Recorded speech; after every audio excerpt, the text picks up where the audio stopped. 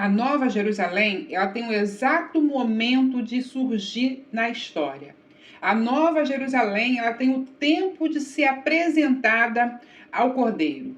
E é sobre isso que nós queremos falar hoje. O exato momento, a cronologia, quando a Nova Jerusalém será apresentada. Olá, queridos amigos, sejam muito bem-vindos ao nosso canal Rasgando o Véu. Para quem não me conhece ainda, eu sou a Cláudia Barros e vamos falar dos eventos que ocorrem antes da chegada da Nova Jerusalém. A Nova Jerusalém, ela é esperada por todos aqueles que amam a Cristo. Mas nós precisamos entender claramente como esse processo da descida da Nova Jerusalém acontece. E é sobre isso que nós vamos falar um pouquinho no vídeo de hoje. Já gravamos a primeira parte desse vídeo, mas estamos continuando para falar sobre a cronologia da Nova Jerusalém, porque entendo que foi essa pergunta feita no canal. Queridos irmãos, nós sabemos que desde o início da criação, Deus ele planejou não apenas redimir o homem, mas restaurar todas as coisas. Quando Deus cria o homem, ele entrega o Éden, um jardim perfeito. E a única coisa que Deus proibiu foi tocar em uma árvore que ficava no meio do jardim.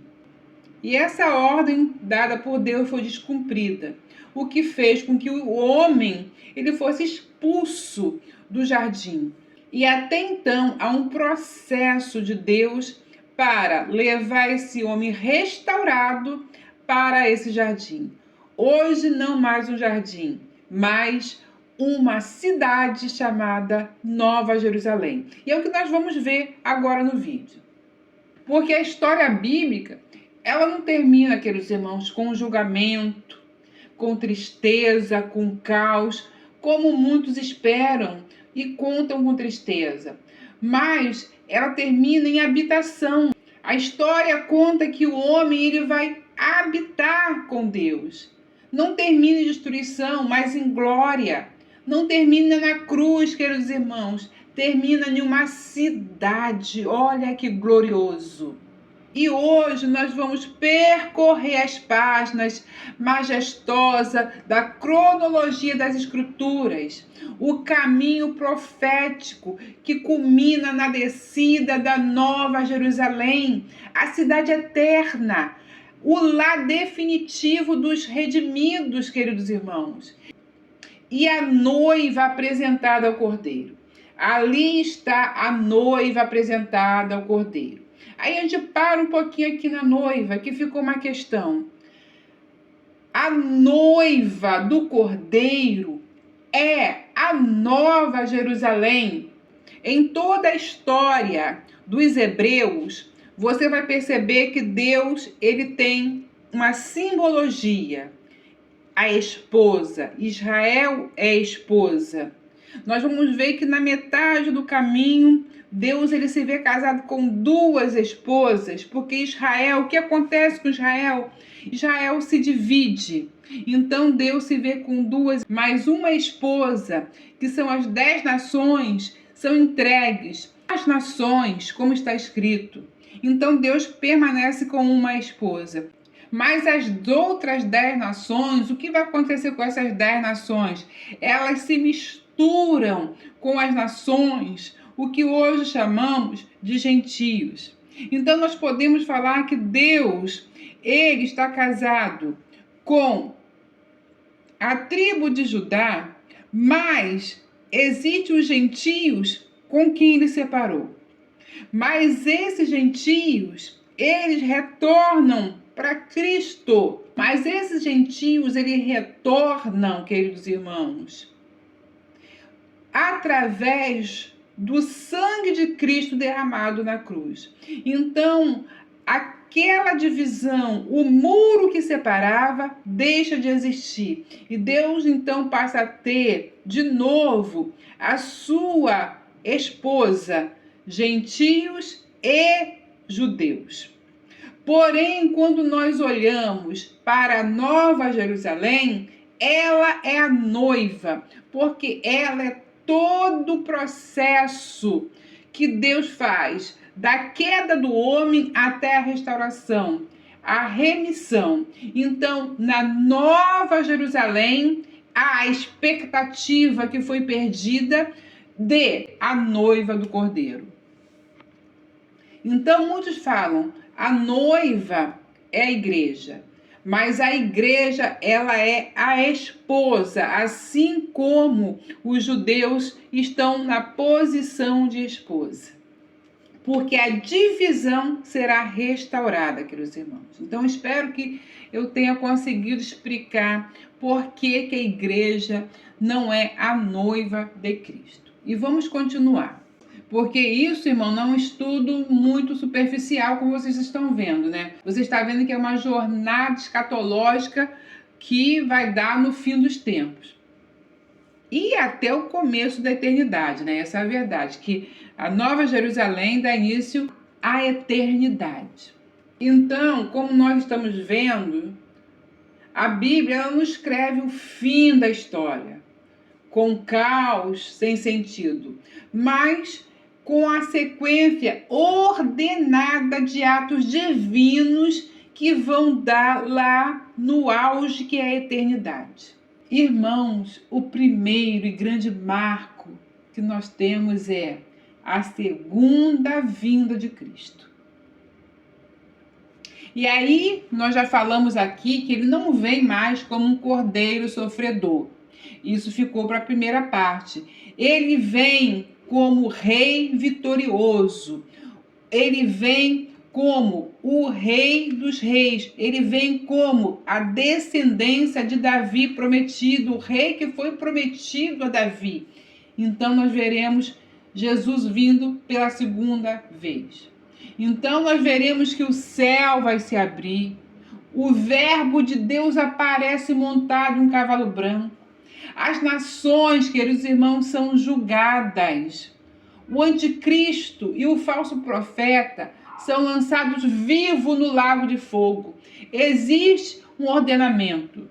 A Nova Jerusalém, ela não nasce porque eu falo, é hoje, estou preparado. Ela precisa seguir uma sequência. E essa sequência tem que estar na mente dos filhos de Deus para não serem enganados. A Bíblia é o nosso livro de estudo. A Bíblia é o nosso livro que nos fortalece, que nos dá direção, que nos faz entender qual é o próximo mover nessa terra. Quem tem o conhecimento das Escrituras não é enganado. Então, como a gente percebe, encerra o governo humano e rebelde, esse que nós temos falado sempre. Ele vai inaugurar o quê? O domínio direto do Messias sobre a terra. É isso que Daniel vê. Quando Daniel olha para a estátua, ele vê que os pés são quebrados porque uma pedra bate ali e todo o reino desmorona. É nesse exato momento, irmãos. É esse momento porque os reinos rebeldes cairão e virá um reino eterno. É nesse exato momento. Mas ainda não é chegada a hora da Nova Jerusalém. Nós vamos ver o milênio, o reino messiânico, que muitos não acreditam, mas que é real, está descrito aqui. Após a vitória de Cristo, queridos irmãos, inicia-se um período literal e profético, o milênio. O milênio representa o repouso, o ano sabático, aquilo que está profetizado em Gênesis. E o Senhor descansou no sétimo dia. O milênio está ligado a essa descrição de Gênesis, porque o Senhor anuncia o fim lá no começo. Durante 1000 anos, Jesus governará as nações com justiça. A partir de Jerusalém. Qual Jerusalém? Jerusalém física. A Jerusalém que está ali em Israel. Tudo está no físico ali em Israel. Não é a Nova Jerusalém. não podemos confundir. No milênio está escrito que as nações subirão para adorar o rei.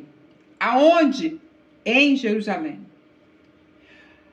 A história continua, queridos irmãos. Esses eventos continuam. Por quê? Porque Satanás, ele é aprisionado. A Bíblia fala que ele será preso. Então ele ficará preso por 1000 anos. Para quê? Para dar descanso da sua perversidade, da sua perseguição. A criação vai experimentar restauração parcial, não total.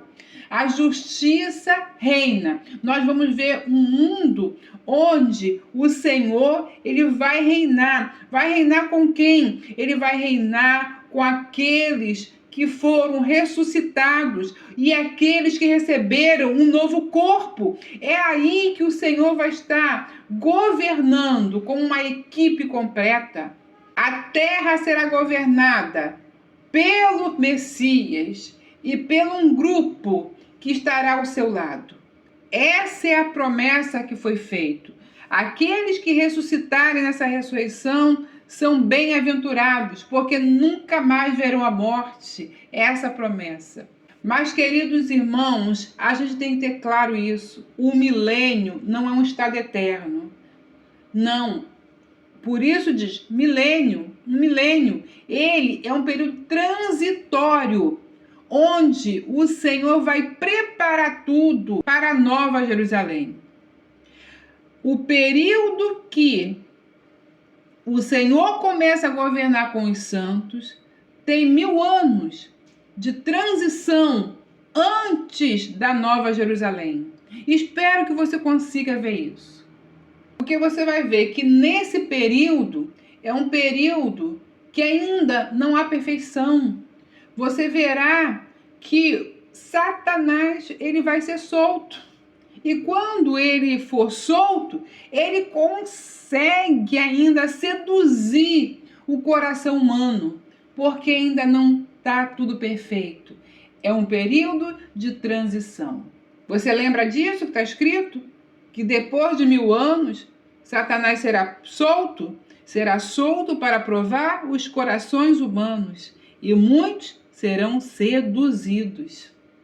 E aí, queridos irmãos, quando Satanás for solto, será a última rebelião, será o fim, e depois o juízo final. Por quê, irmãos? Lá em Apocalipse 20, de 7 a 15, você vai poder ler. Ao fim de 1000 anos, Satanás é solto por um breve período.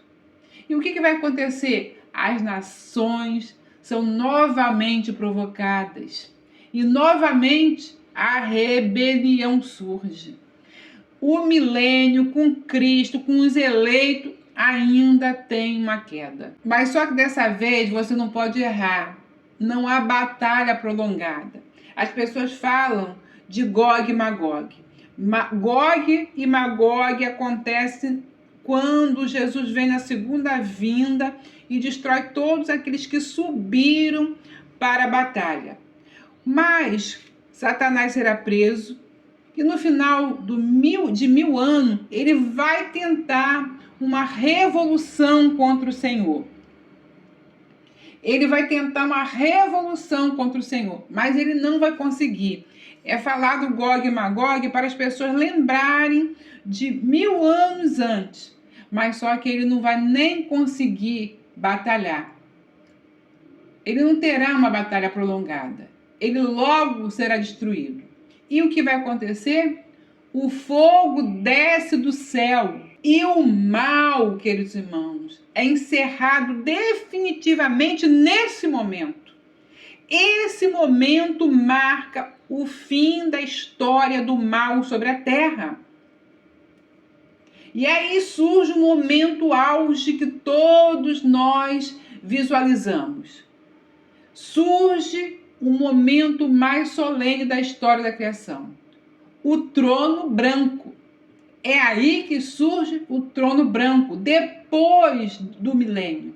Por quê? Porque as pessoas vão ressuscitar. Os mortos, grandes, pequenos, comparecerão diante de Deus. Então, todos que morreram, desde Gênesis até ali depois do milênio, vão comparecer perante esse trono branco para o julgamento. E o que acontece? Os livros são abertos. E o livro da vida, ele é consultado nesse momento. Por isso que nós falamos, o livro da vida precisa conter o teu nome. O livro da vida precisa conter o meu nome. O livro da vida precisa ter o nome daqueles que vão entrar na Nova Jerusalém. Ali é um passaporte para entrar para este lugar.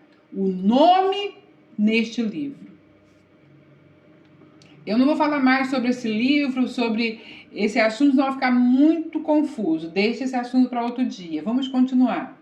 Irmãos, aqui nós conseguimos terminar o tempo que a Bíblia nos coloca. Aqui termina a história que nós conhecemos. Porque da Nova Jerusalém em diante, a história não está aqui, não é contada. Da Nova Jerusalém em diante, a história não nos conta mais. Só diz que entraremos na eternidade. E tudo diz que é maravilhoso. Não tem lágrimas, não tem dor, não tem choro, nem tem doença. Então, já é um ponto para a gente saber que é um lugar muito bom. Nós estamos vendo, queridos irmãos, o fim da antiga criação. Em Apocalipse 21:1, você lê aí, João declara algo maravilhoso que chega a ser assustador ao mesmo tempo. Eu vi novo céu, nova terra, porque o primeiro céu e a primeira terra passaram. E nesse momento, nós vimos que 1000 anos foi para restaurar, foi para trabalhar essa terra. Através dos homens, o Messias a governar. Só que agora, nós vamos ver um novo céu e uma nova terra. Isso já não está no nosso alcance. Isso vem do Eterno. Só Ele pode fazer um novo céu e uma nova terra. Esse processo todo, ele pertence ao Criador. Porque esse universo atual que nós vivemos, marcado pelo pecado, pela corrupção, pela morte, ele será dissolvido, exterminado. E não será reformado, queridos irmãos. Não, ele será uma recriação. Então teve uma questão sobre nova terra, novos céus. Novo céu e nova terra, ele é antes de se iniciar a Nova Jerusalém, no final do milênio. Nessa transição aí, vai surgir novos céus e nova terra. No milênio, é o homem na terra velha, reconstruindo, trabalhando. A palavra diz que depois de Gog e Magog, serão 7 meses dos homens sepultando os cadáveres, serão 7 meses para limpar a terra dos cadáveres, os maquinários serão transformados em arado. Então você vê que 1000 anos intermediários, o homem prepara a terra. Mas depois do milênio, é Deus que traz uma nova terra e um novo céu. É uma ação divina. O homem já não tem parte aí.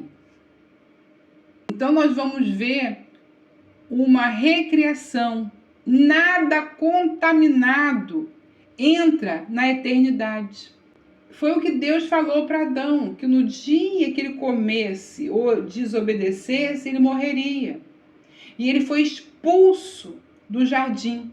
Mas Deus fez um plano para que o jardim retornasse. E no final do milênio, o jardim não volta, mas retorna uma nova cidade, onde o pecado e a morte jamais entrará. Então Deus faz um tratamento dos homens, da terra, dos céus, para a chegada da eternidade ou da Nova Jerusalém. E aí a gente vai olhar para os céus e vamos ver a descida da Nova Jerusalém, que está ali em Apocalipse 21:12, depois você leia. Que então é o auge de tudo, é o que se está se esperando.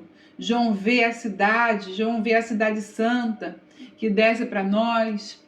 Então também gostaria de salientar mais uma vez, a cidade da Nova Jerusalém, ela desce de Deus para o homem. Então o homem tem que ter ciência do que Deus está falando. Você é humano, feito para viver na terra. E o céu, o cosmos, foi feito para os seres celestiais. Deus fez essa divisão. Deus quis o homem nessa terra para ele habitar com esse homem. Então, essa história que você vai morar no céu, é totalmente uma heresia falar isso. Você não vai morar no céu. Deus fez uma cidade caprichada para você morar com ele. Não foi para você viver no céu. Então, esse engano que o homem vai morar no céu não é verdade. Esse engano que diz assim, morreu, foi para o céu, também não é verdade. Porque você será chamado para morar na Nova Jerusalém, se tiver o passaportezinho na mão, que é o seu nome escrito no livro da vida. Só entra na Nova Jerusalém quem tem um nomezinho ali escrito no livro da vida. Então, queridos irmãos, você não vai morar no céu. No céu existe uma cidade toda adornada e preparada para você, mas ninguém vai inaugurar antes do tempo.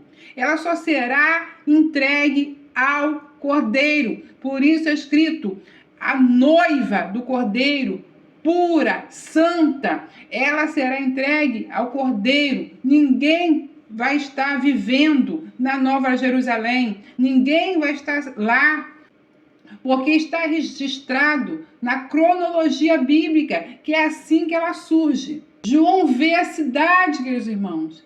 Ela não é construída pelos homens, ela não emerge da terra, ela desce do céu, da parte de Deus, sem esforço humano. A Nova Jerusalém, meu amigo, não é apenas um lugar, não, meus queridos irmãos. Ela é uma declaração do amor de Deus e de todo o trabalho que ele fez para trazer de novo o homem para o seu convívio. Como diz, Deus visitava Adão, Deus não mais visita o homem. Deus habita com o homem, que foi o desejo de Deus desde o início. E ele vai concretizar o seu desejo, habitar com o homem. E a gente está falando sempre isso. A cidade desce como uma noiva adornada para o seu noivo. Uma noiva pura, uma noiva esperando para aquele momento. E aí eu falo, é só a gente olhar para o que diz a cultura judaica. Quando o noivo vai casar, o pai, junto com o noivo, vai preparar a morada da noiva, a casa onde a noiva vai morar. E nós estamos vendo isso aqui. O Cordeiro está na terra há 1000 anos, preparando a terra, de como a terra tem que ser preparada ao máximo possível. E o Pai está lá, a Nova Jerusalém pronta. Quando o Cordeiro disser que entrego tudo nas tuas mãos, o Pai faz descer a morada eterna do povo de Deus, a Nova Jerusalém. E aí o que acontece? A cidade é apresentada ao Cordeiro. Aqui, irmão, está o ponto mais profundo, escatológico, bíblico. A Nova Jerusalém é apresentada ao Cordeiro, porque ela é o resultado da redenção. Ali estará o povo de Deus, queridos irmãos. Tem gente que fala, ali estará a igreja, ali estará o povo de Deus, ali estará gentios, ali estará judeus, ali estará o povo do Senhor de todos os tempos. E nós estaremos ali também como ornamento. Cada redimido será uma pedra preciosa neste lugar. Nós também vamos adornar essa nova Jerusalém. Ali, queridos irmãos, é a união final. Cristo e a sua noiva, o Cordeiro e a cidade. Nós estaremos ali vendo a união final de todas as coisas, que valeu a pena o sacrifício de Cristo na cruz, porque ele vai ver que o sacrifício dele trouxe a união para entrar na eternidade. A eternidade agora restaurada.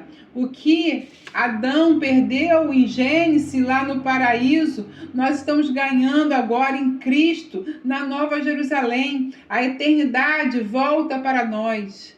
Quando fala ali em Apocalipse 21, 3 até 5, depois vocês podem ler, mostra que não haverá mais morte, nem pranto, nem dor, nem separação. A morte, que foi o resultado da desobediência, é aniquilada pelo poder do Cordeiro agora. A maldição de Gênesis é removida. A promessa dos profetas se cumpre, queridos irmãos. Tudo que os profetas disseram está se cumprindo. O plano eterno de Deus se manifesta. Você não pode perder essa visão. A Bíblia ela começa assim, em um jardim, mas ela termina em uma cidade gloriosa, preparada para você. E no centro dessa cidade, agora está o Cordeiro. Meus queridos irmãos, leia a Bíblia e veja essa cronologia direitinho. Porque a Nova Jerusalém, ela não é o fim da história. Ela é o começo da eternidade. E o que vai se passar no começo da eternidade, aí eu tenho que lembrar do nosso amigo, o apóstolo. Olhos não viram, ouvidos não ouviram e não chegou no coração do homem. Espero que você tenha gostado desse vídeo. Não deixe de compartilhar, não deixe de deixar seu like, não deixe de deixar o seu hype se puder, porque isso ajuda bastante aqui no canal. Fico com essa palavra, até o próximo vídeo, se o Senhor nos permitir.